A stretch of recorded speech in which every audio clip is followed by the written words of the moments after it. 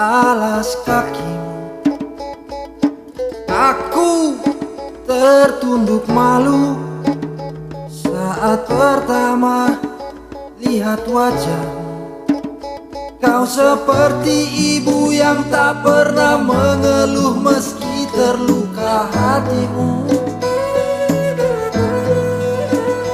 Kau seperti ibu yang selalu setia mendengar keluh kesah anakmu. Inilah pesanmu. Halo kakak Dorang, selamat malam. Yes, setelah melewati perjalanan dari studio Kumpul Kope, akhirnya tim Kumpul Kope tiba di base campnya seorang musisi dari Flores NTT. Dia juga seorang produser, pemain bass, dan sekarang sudah merambah ke dunia tarik suara sebagai penyanyi. Dan dia sudah punya banyak karya original yang dia sudah publish di channel YouTube-nya. The one and only Papa Ical. Yes. Apa kabar Papa? Baik Papa. Selamat malam. Malam baik. Malam baik. Oke. Bagaimana? Lagi sibuk apa sekarang Papa?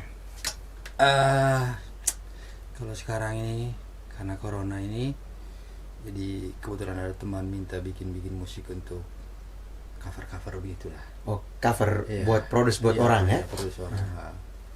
Kira gitu. Terus ya masih mau lanjut engkau punya karya dorang itu.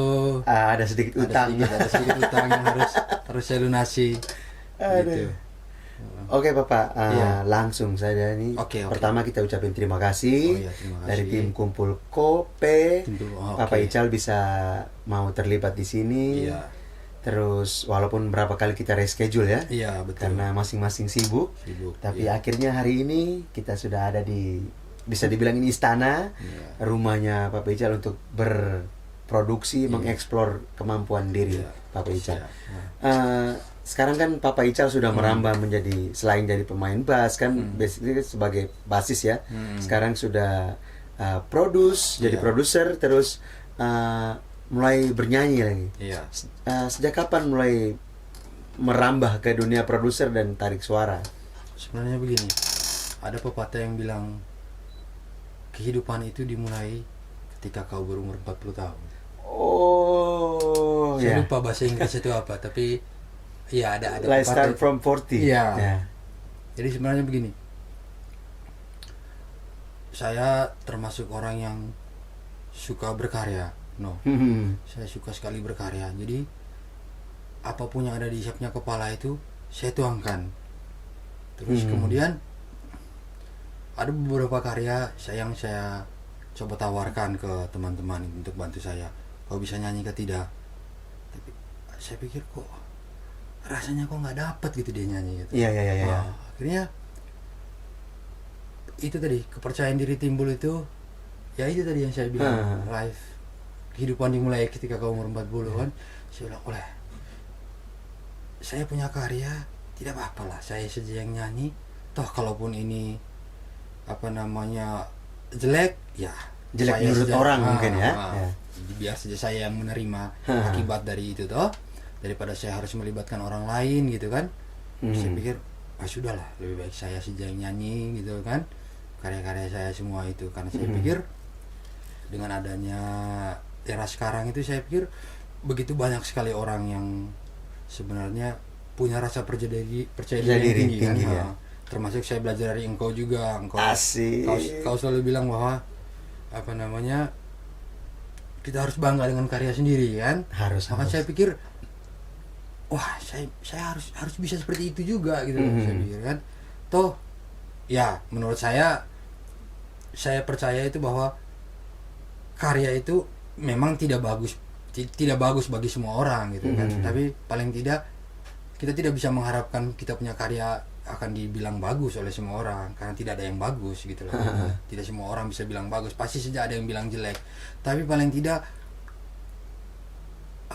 kita sudah mengapresiasikan apa yang kita mau gitu loh, hal yang ada di kita punya kepala. Kita oh ya, saya sejelek apapun ini saya punya karya gitu loh. Gitu kira-kira yang ada di saya punya kepala waktu itu. Oke. Dan menurut saya pribadi sih bahwa keberanian untuk berkarya itu juga penting ya. Iya. Dan akhirnya luar biasa Papa Ical bisa dari seorang basis yang biasanya ada di belakang. Iya, betul. Terus di usia 40 mulai punya keberanian lebih untuk Iya. mulai berkarya, menciptakan lagu, menulis lirik. Iya. Terus selalu ada di Instagram, saya selalu pantau bahwa bertutur. Iya. bertutur dan liriknya cenderung ada rimanya, Iya, ada pilihan katanya sangat dipilih. Terus selalu ada kesimpulan terakhirnya. Iya. Kopi mana gitu. Tapi itu luar biasa. Oke Papa, menurut pengamatan kami ini sebagai tim dari Kumpul Kopi bahwa Papa Ical akhirnya banyak karya original Papa diposting di channel YouTube-nya Papa. Kami lihat bahwa Papa mulai bergabung di YouTube itu sekitar tahun 2013. Itu kira-kira tanggal 13 Februari 2013. Iya. Terus ada 9 video yang Papa posting. Ada yang cover, ada instrumen, ada juga karya original. Terus postingan pertama itu tanggal 22 Juni 2016. Jadi ada jeda sekitar 3 tahun dari Februari 2013 dan postingan 22 Juni 2016. Mungkin ada yang sudah diposting tapi mungkin dihapus atau di mana. Jedanya itu bisa diceritakan kah? Ya itu tadi saya bilang karena mungkin pada saat itu usia saya belum 40 kali ya. Jadi rasa percaya diri itu belum muncul ya. Belum muncul gitu. Terus terang ketika ini curhat sedikit maksudnya. Ketika saya keluar dari kantor lama, ya saya ketemu orang-orang yang termasuk bagi saya itu termasuk motivator lah. Termasuk ada kayak Om Ilo, ada kayak Ivan, termasuk kau juga. Makanya saya bilang, saya lihat mereka kok begitu percaya diri dengan karya mereka sendiri gitu. Padahal saya juga punya karya gitu. Iya itu akhirnya ya seiring berjalannya waktu saya coba belajar gitu saya bilang. Saya pikir pernah satu ketika saya merenung gitu saya bilang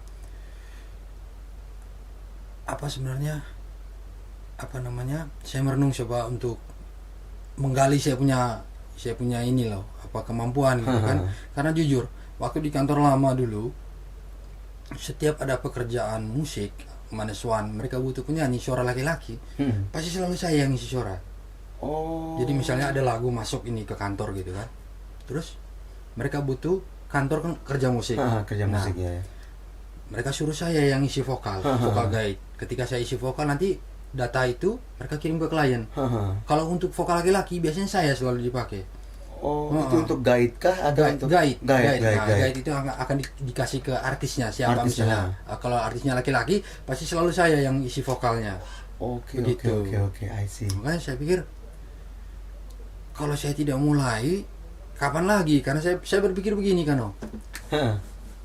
jujur saya punya karya itu karya-karya lama kan, karya lama. Saya pikir daripada karya ini hanya membusuk di laptop Pak, lebih baik saya keluarkan saja.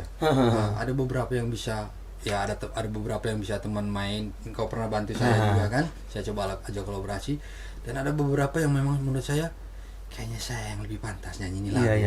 Begitu kira-kira begitu kan. Akhirnya memang saya pikir sudahlah, apapun yang terjadi saya saja yang nyanyikan ini lagu sudah. Begitu. Apa reaksi orang-orang itu saya sudah tidak pikirkan itu sudah. Karena saya sudah berpikir atau ini saya punya karya, saya tidak terlalu berpikir ke situ sudah akhirnya. Siap. Nice.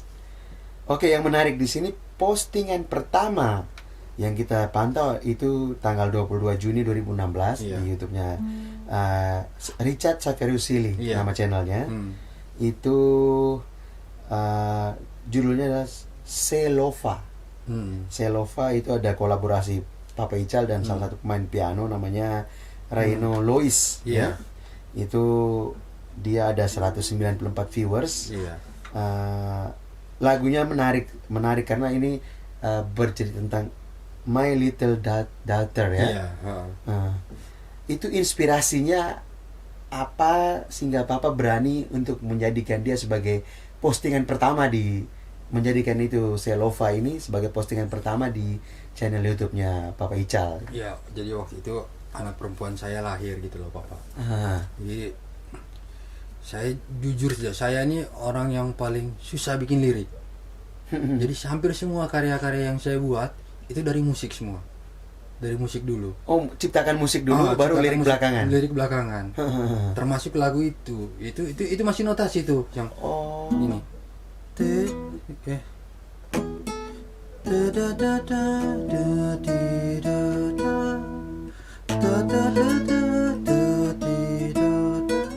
Iya, itu. Jadi saya bikin notasinya dulu. Begitu anak saya lahir, nada itu terlintas di kepala kan.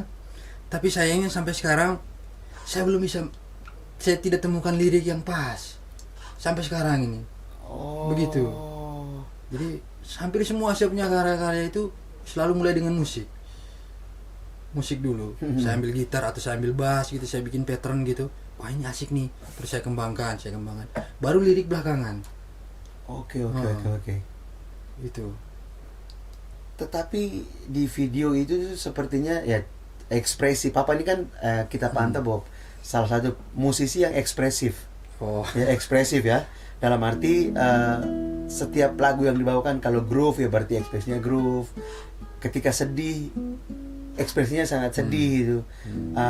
Papa salah satu musisi yang ada di pantauan kita bahwa bisa memberi makna ke penonton atau penikmat videonya Papa. Lewat ekspresi wajah. Kadang-kadang tanpa kata-kata. Tapi orang bisa menangkap bahwa Papa lagi merasakan apa. Itu. Wah. Terus di video kedua itu ada Pintaku. Iya. Pintaku. Iya. Itu posting 8 Mei 2017. Itu yang kita pilih dari viewers terbanyak ya. Yang banyak postingan. Tapi kita sengaja pilih yang viewers terbanyak. Jadi pertama itu ada Pintaku itu ada 487 viewers. Posting 8 Mei 2017. Terus ada top komennya, ada komentarnya itu Elegan Keola Marfa. Itu nama channelnya. Dia tulis begini. Komennya, teruskan kreasinya dan semoga sukses terus. Oke, tapi sebelum lanjut ke itu, kita coba kembali lagi.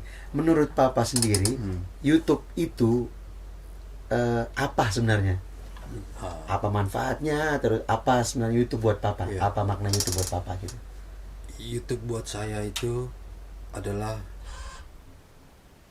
arena di mana kita bebas untuk berkarya. Menurut saya.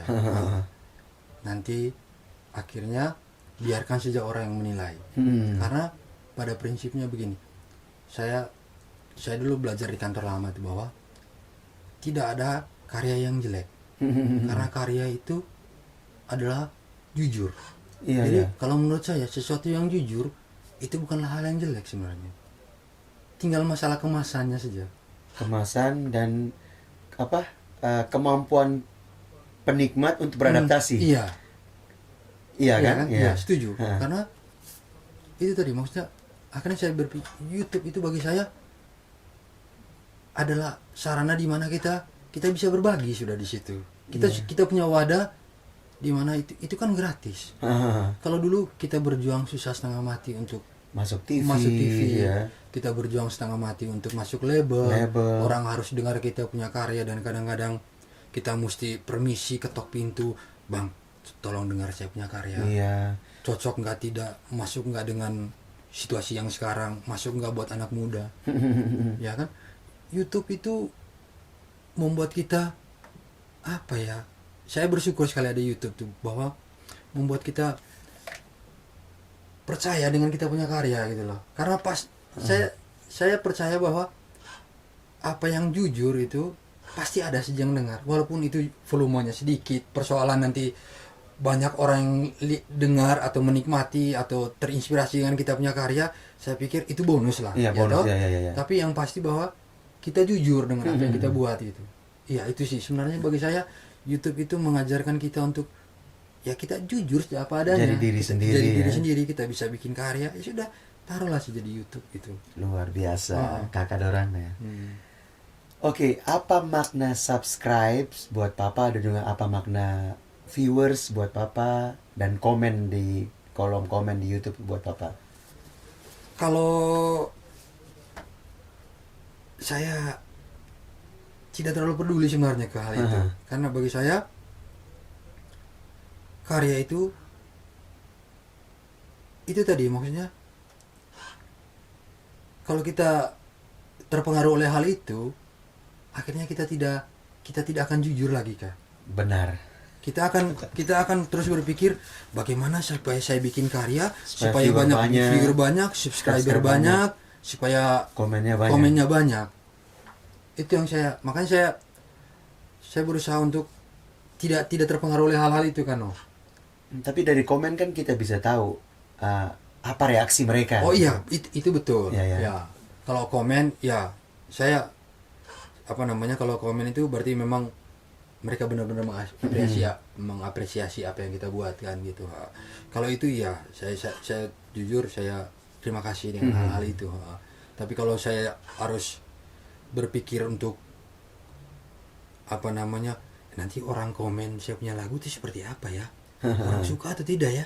Banyak yang view atau tidak ya? Banyak yang nonton atau tidak ya? Wah, akhirnya kita, itu tadi saya bilang, kita tidak jujur sudah berkarya sudah. Ya nggak sih? Ya nggak. Saya nggak tahu, tapi menurut saya begitu, kira-kira begitu. Sejauh ini Papa sering tidak lihat kolom komen itu di channel YouTube-nya Papa? Iya, saya Pasti ada notifikasi kan biasanya? Ada notifikasi di YouTube. Menurut pantauan kami pun banyak komen yang selalu positif. Iya.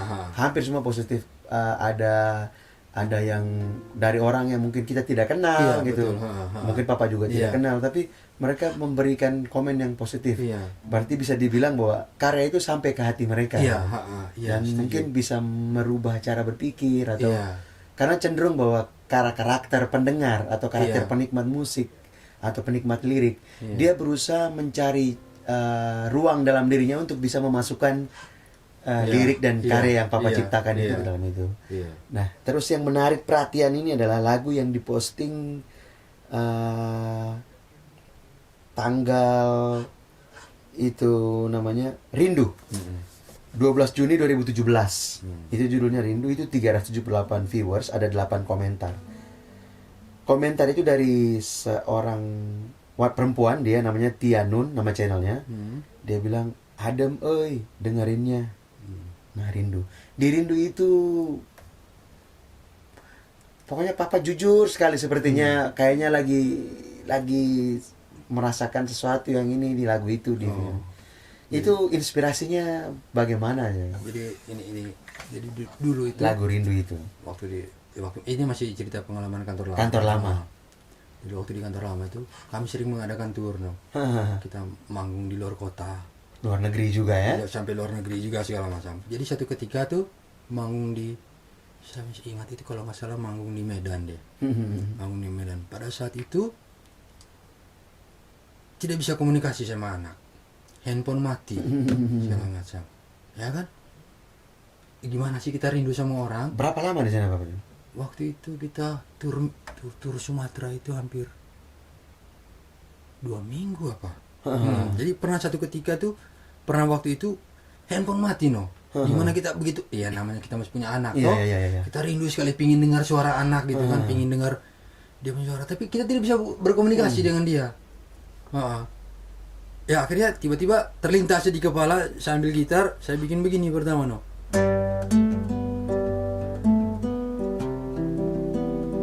begitu. Itu awalnya saya bikin Mengalir aja gitu. mengalir saja, saya bikin. Boleh nyanyi dikit lah ya. Lagu Rindu itu kan kita juga lagi rindu saudara-saudara, karena pandemi ini membuat kita seperti jauh gitu. Iya, boleh. Boleh lah dikit ya nyanyi Rindu nih. Mungkin kakak ada orang lagi menyimpan rindu, lagu ini bisa mewakili Papa Ica. Rindu. Dari refnya aja ya. Iya. Bila saatnya nanti kita bertemu, kan ku ceritakan kisah kesukaanmu. Ku Ku pastikan kau terlelap dalam pelukku, hingga esok tiba ku tetap di sampingmu.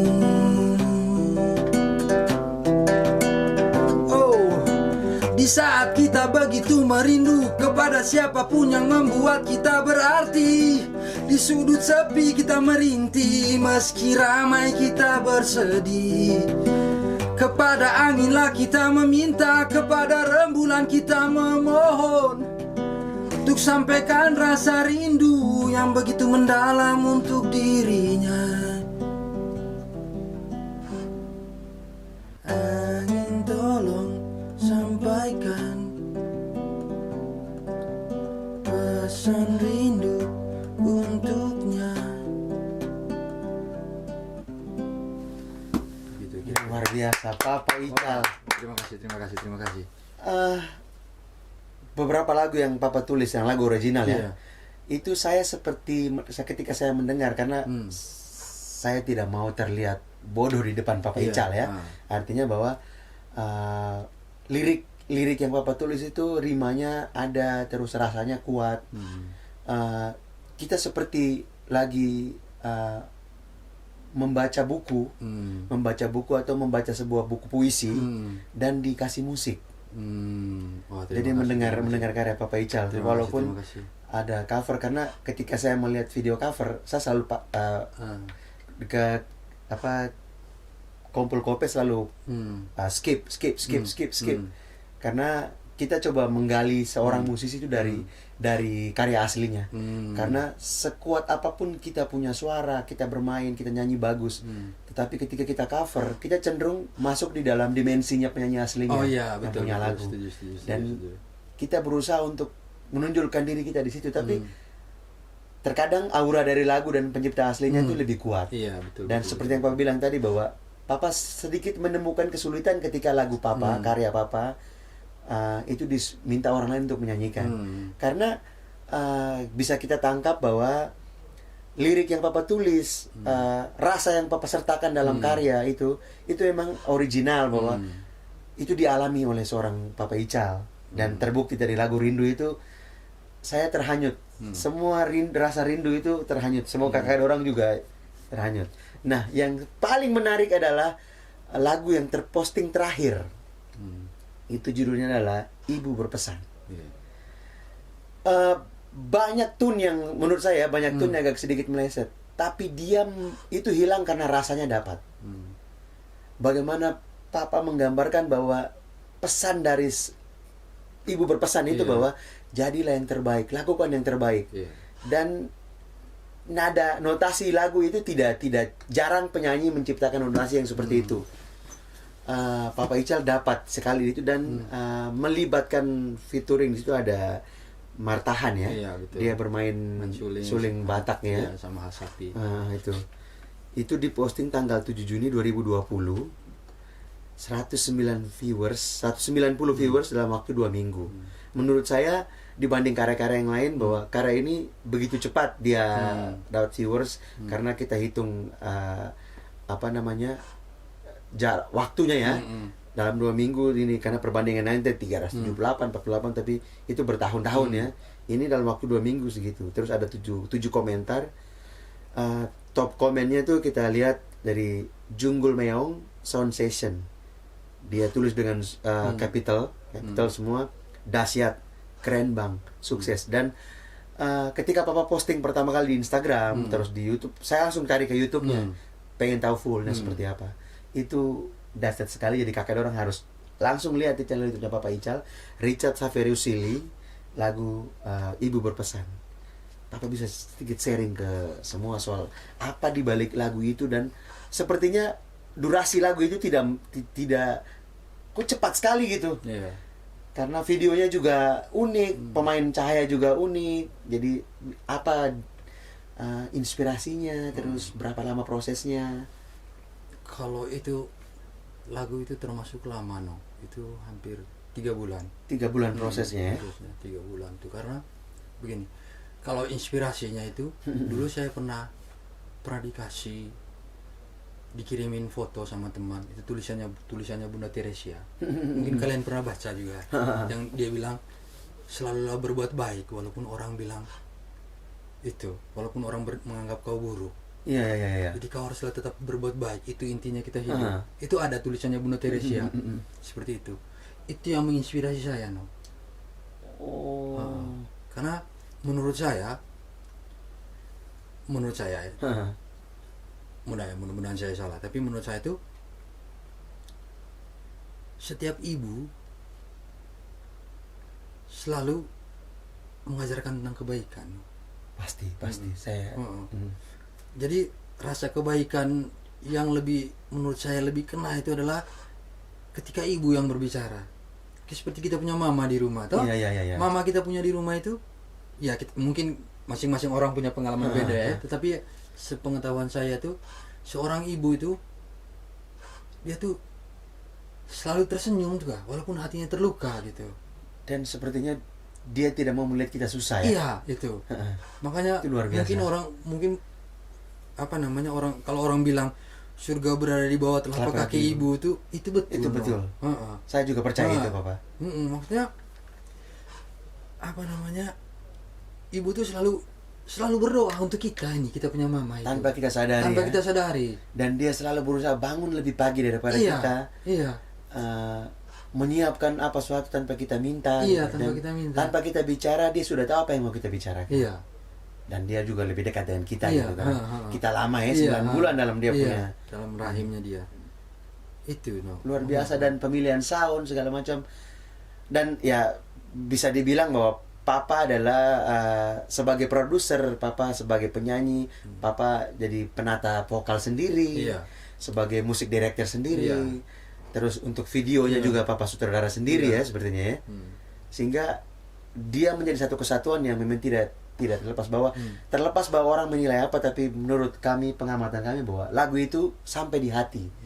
Bahwa pada akhirnya bahwa setiap karya yang Papa ciptakan khusus untuk lagu Rindu, terus lagu, hampir semua lagu itu bercerita tentang keluarga ya.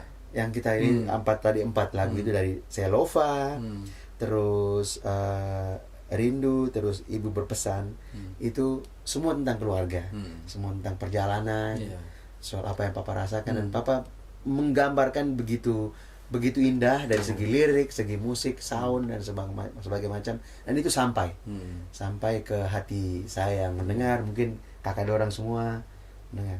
Terus pertanyaan berikutnya, apa makna sebuah karya original yang Papa ciptakan buat Papa sendiri gitu?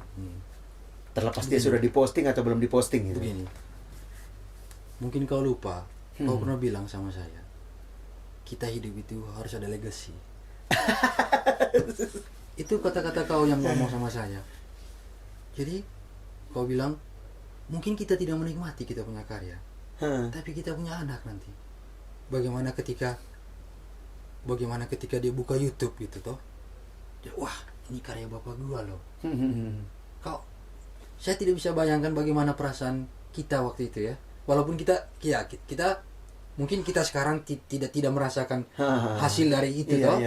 Mungkin nanti 20 tahun lagi kita punya anak yang merasakan itu kan. Misalnya dia butuh uang kuliah dari hasil YouTube itu misalnya. Dari uang YouTube itu bisa membiayai dia kuliah. Dan itu kata-kata yang saya dengar pertama dari kau. Dia yang pertama sekali bilang sama saya bahwa hidup itu harus ada legasi. Iya, maksud saya itu tadi kan. Jadi bagi saya itu sudah legasi buat saya, buat untuk saya punya anak atau siapapun itulah. Iya, tapi saya percaya bahwa ya terkadang bahwa karya yang kita ciptakan itu dia mungkin melampaui zaman. Iya, betul. Bahwa mungkin saat ini orang belum punya kemampuan untuk menerima karya itu. Iya. Karena cenderung orang pengen tahu, karena ada yang sudah siap tahu, ada yang belum siap tahu, sehingga kayaknya belum nyampe. Banyak karya-karya besar itu dia menjadi luar biasa ketika berapa tahun kemudian, karena perubahan zaman, perubahan selera atau perubahan cara berpikir, sehingga itu jadi karya itu dia akan berusaha menemukan tempat untuk dia berada gitu. Setuju, Dan setuju. berterima kasih ya YouTube sudah Iya. menyiapkan tempat itu Iya, untuk kita memang. menyimpan Iya. karya itu, bukan untuk kita nikmati sendiri, Iya. tetapi orang banyak nikmati, Iya. dan besok-besok anak-anak kita bisa melihat perjalanan musik kita Iya, ya. betul, setuju, Dan setuju. itu luar biasa. Iya. Harus dikasih tepuk tangan. Terima kasih. Oke Bapak. Iya. Nah, sekarang banyak sekali fenomena orang mengcover ya. Iya. Cover Papa juga termasuk. Saya juga sering Iya. cover di tempat ini. Apa reaksi Papa ketika nanti karya-karya Papa itu di cover sama orang, terus mungkin karya Papa itu di cover sama orang terus jadi viral. Artinya bahwa ketika orang mengcover, dia selalu berusaha untuk mencari ruang kosong di karya itu. Dia berusaha untuk menyempurnakan menurut kacamata kita ya. Karena ketika kita memilih satu karya untuk kita cover, pasti kita memilih bahwa karya itu, oh saya nyaman di karya ini, dia mewakili apa yang saya rasakan, dan dia juga berusaha mencari lemah dan kurang dari karya itu, Iya, kan betul, pasti ya, setuju, sehingga dia berusaha menyempurnakan Setuju, itu. setuju. Apa reaksi seorang Papa Ical terhadap situasi di mana ketika ada orang mengcover karya Papa Ical dan hasilnya luar biasa dan menghasilkan uang gitu? Apa reaksi Papa Ical itu? Kalau saya berpikirnya begini, apa yang kita buat pasti ada hasilnya, toh. Amin, amin. Pasti, hasilnya pasti. itu adalah salah satunya adalah misalnya ada orang menyukai karya kita dan dia cover karya kita, terus dan itu menjadi sukses. Wah, itu harga yang tidak Tidak bisa, ternilai, iya. Artinya bisa dibilang bahwa akhirnya dia menemukan Iya, siapa penyanyi yang iya, ini ya, betul. karena Papa agak Iya, kesulitan saat ini iya. mencari penyanyi aslinya. Dan Luar apalagi biasa. misalnya karya itu bisa menghidupi dia gitu, itu kan luar Luar biasa, biasa, luar biasa, luar Iya biasa. kan? Saya pikir itulah sudah yang kita buat itu, bahwa itu adalah legasi kan, maksudnya biar ya kalau itu bisa, intinya begini kalau menurut saya sesuatu yang kita buat itu harus berguna, ya nggak sih? Benar sekali. Mungkin Jadi, bukan saat ini tapi mungkin bukan nanti saat ya. ini, Ya. bukan. Jadi kalau misalnya karya yang kita buat itu berguna bagi dia, itu luar biasa Jadi kalau suatu saat misalnya ada orang mengcover saya punya karya dan dia mendapatkan uang banyak, ya itu memang jadi payahnya dia, ya kan? Iya, benar. Ya kan? Jadi payahnya dia atas karya kita gitu kan?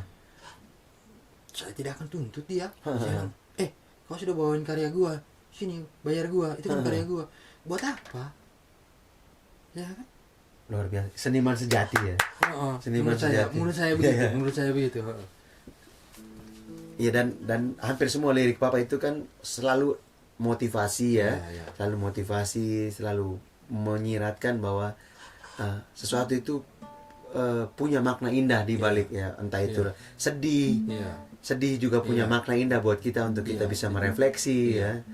Dan itu luar biasa. Oke. Ini pertanyaan terakhir. Iya. Sebelum kita mengakhiri obrolan kita kali ini, apa harapan Papa terhadap dunia musik Indonesia, entah itu industri atau pergerakan? Karena kita tahu sama-sama sekarang bahwa kita lagi di antara mungkin persimpangan jalan mungkin ya. Apakah kita harus menjadi orang lain dengan karya sendiri, atau menjadi diri sendiri, atau menjadi orang lain dengan karya orang lain, atau menjadi diri sendiri dengan karya sendiri. Terus yang kedua, apa harapan dan pesan Papa buat teman-teman kita dari pelaku musik atau pelaku kreatif untuk anak-anak kita, dari teman-teman dari NTT? Jadi begini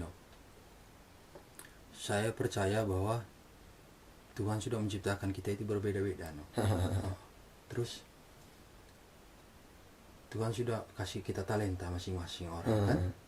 Tuhan sudah kasih talenta masing-masing kita. Jadi saya amat sangat yakin bahwa kita semua bisa berkarya. Hanya tinggal bagaimana rasa percaya diri itu timbul. Berani. Karena itu tadi, karya itu jujur kan ya toh? Iya. Siapa yang berhak untuk menilai itu jelek? So itu jujur kok. Iya. Ya nggak sih? Nggak tahu ya, menurut saya begitu kan Jadi saya setuju. kalau kita jujur, apa yang salah dengan kejujuran kita gitu loh? Ya nggak sih? apalagi itu karya kan, murni kita buat kan. Jadi menurut saya, saran saya, kita buat saja karya itu. Ya, tinggal kita bagaimana meramu karya itu. Kalau memang kita tidak mampu, ya kita bisa minta tolong orang. Tapi kalau kita mampu buat itu, lakukan. Lakukan yang terbaik. Lakukan sih ya, lakukan yang terbaik. Seperti Papa bilang itu. Bisa ya. Iya kan, oh? Oke. Nah, bolehlah nyanyi sedikit untuk ibu berpesan tuh Papa. Wih, Sedikit. Ya? Bagaimana kakak Dora? Pasti tertarik dah. Karena selain dia jarinya kuat, ternyata rasanya kuat sekali. Inilah pesanmu, bahwa hidup mesti berbuat baik. Jangan pernah takut untuk jadi pribadi yang baik. Inilah pesanmu, bahwa lakukanlah yang terbaik. Meskipun mereka semua kini tak lagi berpihak. Luar biasa. Sekali lagi tepuk tangan buat Papa Ical. Jangan lupa untuk subscribe channelnya Papa Ical, Richard Saverius Sili. Like, komen, dan share. Karena dengan begitu kita bisa membantu Papa Ical untuk terus berkarya.